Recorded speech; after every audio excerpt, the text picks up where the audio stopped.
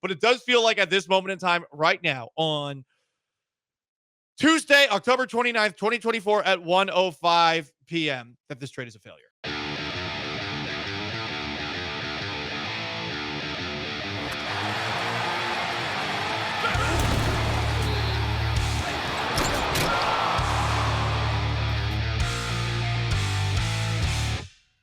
Well, there were some highlights with Stefon Diggs as a Houston Texan, but his time in Houston might be, at least on the field, over. He tore his ACL in Sunday's victory over the Indianapolis Colts and will miss the rest of the year. The Texans traded for Stefon Diggs on April 3rd. They sent the Bills a 2025 second round pick. They got also a fifth round exchanged in this deal, along with a sixth round pick that they used in this year's draft.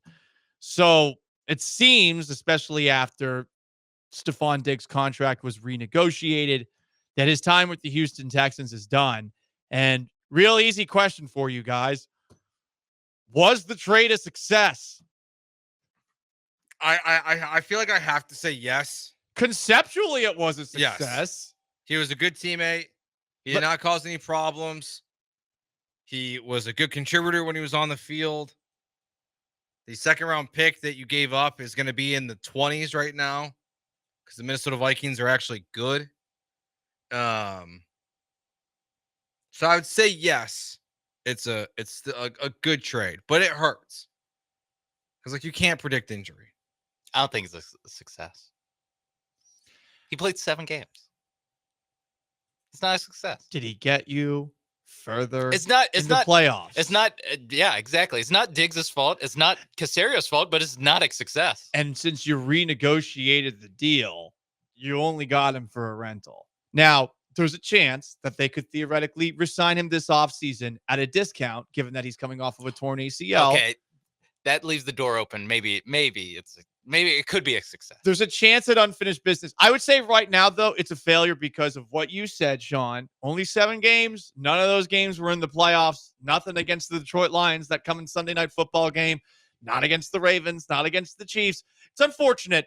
It's not the Texans' fault in this situation, but not only is it a failure because he played just 7 games, it created unrealistic hype going into the year that we had for this Texans offense, which has not come anywhere close to meeting it. That's what sucks the most. That's why this trade was a failure, at least until they figure out a way to potentially bring him back, which I think the door is open for. I do not think he has necessarily played his last down for the Houston Texans, but it does feel like at this moment in time right now on Tuesday, October 29th, 2024 at 1:05 p.m. that this trade is a failure.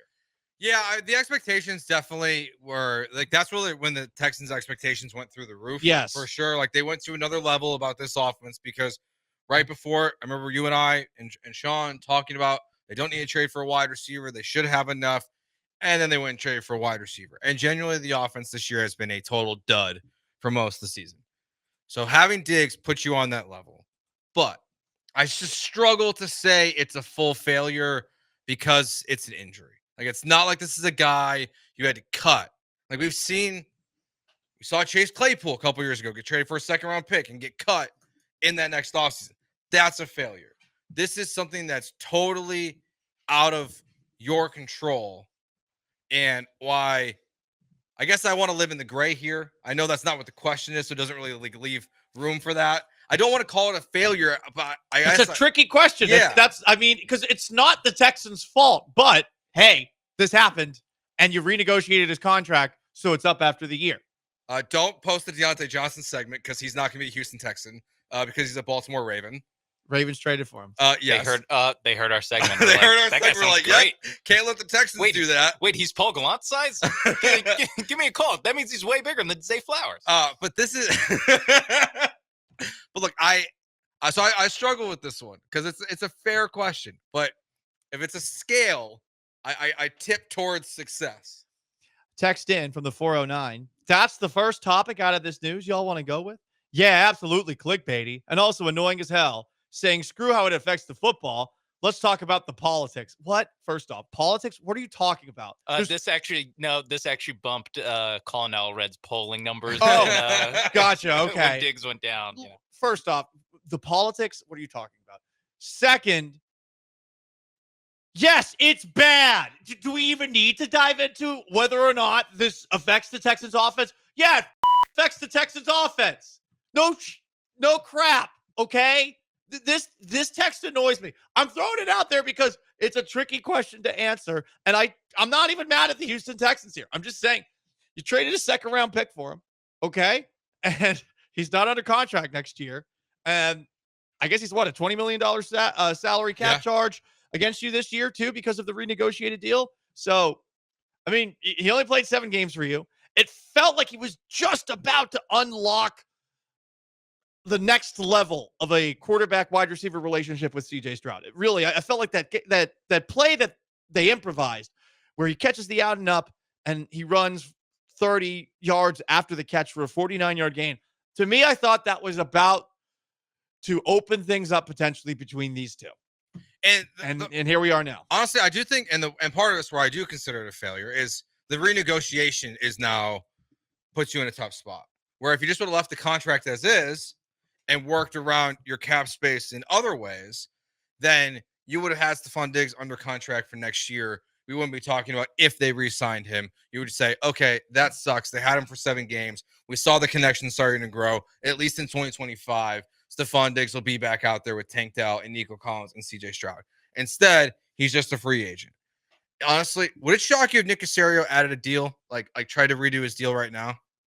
Like they did with Joe Mixon and these guys? Because we see him be aggressive all the time. Right after a torn ACL, that's crazy. I know. It'd be crazy. That's crazy. But just being like, hey, like, non-guaranteed contract. Like an ambulance chaser? But like, Nightcrawler starring Jake Gyllenhaal, predatory loan, get him at a interest rate from Kendrick Perkins or something like that. Oh, that's what? So awkward. What? No, the whole story is just awkward. And I like Perk too, Yeah, but I mean that's why. It's a weird story. No, I mean if they do, the way you phrase it, I mean, chef's kiss, Paul. That's really great stuff. Is it a failure? Because well, it is like we beat Jeremy Branham to this topic. Yeah, you can't call it a success. You cannot call it successful. No. And it's not really Diggs' fault. I think Diggs. I mean, we talked about it last week before the Colts game. I thought that Diggs was giving you basically exactly what you brought him in to do. He was on pace to hit all the numbers, honestly, that we didn't think he could reach before the season. He was on pace for that, and he gets hurt, and again, he didn't play poorly. It's not something where you bring up the Chase Claypool trade, Joe, and that's something where, it's only been like 2 years, right? 1 year since that trade, and we're already like, missed by Ryan Poles. This is not going to be one where we go missed by Nick Caserio with this trade. I think we all understand it was a move that was kind of, I don't know, worth making, but it was a understandable move. Now, if you want to make the argument that this trade's a bad trade, you can. I think you can say that because of when you made the deal, you traded at the worst possible time for a wide receiver. Look what's happened since. Devontae Adams was traded for a 4th. Yeah. It's a conditional 4th-round pick. Amari Cooper was later than that. Deontay Johnson just got traded from the Panthers to the Ravens for swapping 5th and 6th-round picks. You gave up a 2nd-round pick for Stefon Diggs. You got 7 games out of him. All right, I'm in. It's a failure. Yeah. It's a bad trade. He only played 7 of the 18 regular season games. You have the benefit of hindsight here. But Yes. And if they re-sign him, and I know it's a ACL injury to a receiver who is turns 29. 31 a month from today. Okay, so he's 20. I was like, he's either 29 or 30. So a guy who, if he's on the Texans next season, will be a 30-year-old receiver. That is something where you don't know if he's going to come back the same guy. But if he does come back and he was the guy he was for the first 7 games of the season for an entire year, then it's probably no longer a failure. I mean, some of that depends on what the Texans do next year. But it's something where Diggs, what he produced was not a failure. It's just that you only got 7 games of production. Led the team in receptions with 47, though Nico Collins Yeah, did all have these a ton come with early. a little bit of Collins was out. 496 yards, 10.6 yards per reception. That's good. 3 touchdowns, 31 first downs. I think that was the important one there. Yeah. It did feel like this was CJ Stroud's short route option. When things were in trouble and he couldn't get it downfield, he would turn to Stefon Diggs. And you got to wonder what these numbers could have been if the offensive line had been a little bit better to this point this year, because there really hasn't been a lot of chances for Stefon Diggs to get open downfield. If the offensive line delivered on the hype that trading for Stefon Diggs created for this team, that this, like you said, that is an underrated point, that Stefon Diggs getting traded to this team ratcheted up not just the hype, big time. but the hype for this offense, especially 100%. to a level that again they haven't delivered on in any game this season, And for- except against the Patriots, but that doesn't count.